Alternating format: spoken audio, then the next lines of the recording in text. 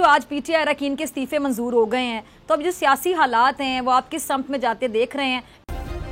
Subscribe करें और bell दबाएं ताकि कोई खबर रह न जाए। अच्छा इमरान, अब ये जो आज पीटीआई अरकान के इस्तीफे मंजूर हो गए हैं, तो अब जो सियासी हालात हैं वो आप किस सम्त में जाते देख रहे हैं। क्या हुकूमत ज़िमनी इंतखाबात करवाएगी या फिर इमरान खान अभी जलसों और ये प्रेशर की वजह से ये जो बात है ये नए इलेक्शन की तरफ खुद लेकर जाना चाह रहे हैं कि बस अब ये प्रेशर इतना हो या अवाम जिस तरह उनके साथ है उनका ये मानना भी है, उनको यकीन है, तो ये इलेक्शन की तरफ बात जाए।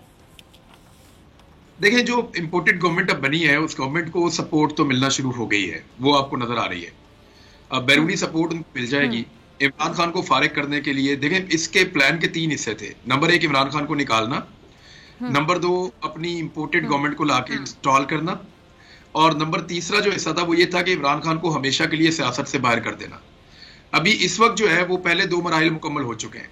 पहले मरहले में इमरान खान को निकाला जा चुका है, दूसरे मरहले में जो इम्पोर्टेड गवर्नमेंट है उसको लाकर बिठा दिया गया है, तीसरे मरहले में इमरान खान को पैरालाइज करना है जिसके बाद ये वापस सियासत में ना आ सके। अब इसके ऊपर काम शुरू हो चुका है और आज आपने देखा ना कि मईशत के ऊपर भी कहीं से बात हुई, मुख्तलिफ चीज़ों के ऊपर जो है वो बातचीत हो रही है, और ये तासुर एक पाकिस्तान में फैलाया जा रहा है मौजूदा हुकूमत की जानिब से या उनके चाहने वालों की जानिब से कि स्टेबिलिटी ये हुकूमत लेकर आई है और इस हुकूमत की तारीफें होना शुरू हो गई हैं। आप आने वाले दिनों में ये देखेंगे कि इमरान खान के खिलाफ शिकंजा कस दिया जाएगा फॉरेन फंडिंग केस का। वही केस जो है वो पीपल्स पार्टी पे भी है और पीएमएलएन पे भी है। अगर तीनों का फैसला करें तो फिर तो पीटीआई से पहले वो दोनों जमातें फारिग हो जाती हैं, उनके तो मामला ही बहुत गंदे हैं। लेकिन फॉरेन फंडिंग के अंदर इमरान खान साहब को अभी डराया धमकाया जाएगा। उनको कहा जाएगा कि या तो चुप करके बैठ जाओ, हमारे मुताबिक चलो, नहीं तो पर काट देंगे और हमेशा के लिए फॉरेन फंडिंग केस के अंदर आपकी पार्टी को फारिग कर देंगे। तो अब अगला जो स्टेप है वो ये है कि इमरान खान को पैरालाइज करना है ताकि दोबारा वो कभी इक्तदार में आ ना सके।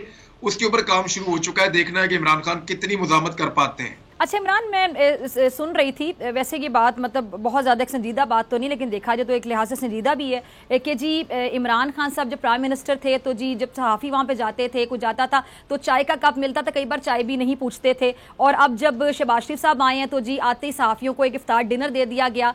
तो इस बारे में कंपैरिजन किया जा रहा था, तो कुछ लोगों की राय है कि जी एक इफ्तार डिनर से क्या फ़र्क पड़ता है, और दूसरा अगर वो चाय नहीं पिलाते थे तो सिर्फ इमरान खान साहब के ऐसा करने से इतना फ़र्क नहीं पड़ेगा जब तक नीचे वाले भी इस चीज़ को फॉलो ना करें। नीचे अगर करप्शन हो रही हो, ऊपर से प्राइम मिनिस्टर हाउस में चाय तक बात हो रही हो, खाना ने पूछा जा रहा हो, तो इससे फर्क नहीं पड़ता। आपका इसमें क्या राय है?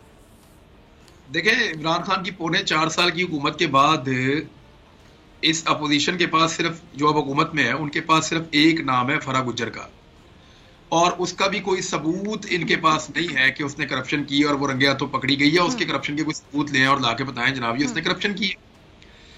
अगर 3 साल और 8 महीने के बाद इनके पास सिर्फ ये है तो फिर तो इमरान खान पाकिस्तान का ईमानदार तरीन आदमी है। अगर पौने 4 साल उसकी हुकूमत के बाद सिर्फ यही निकाल के लाए। देखिए, उसके मुखालिफिन भी कहते हैं कि वो ईमानदार आदमी, पैसे वैसे नहीं खाता, ना उसका कोई इसमें दिल करता है, ना वो इन चीजों के चक्कर में है।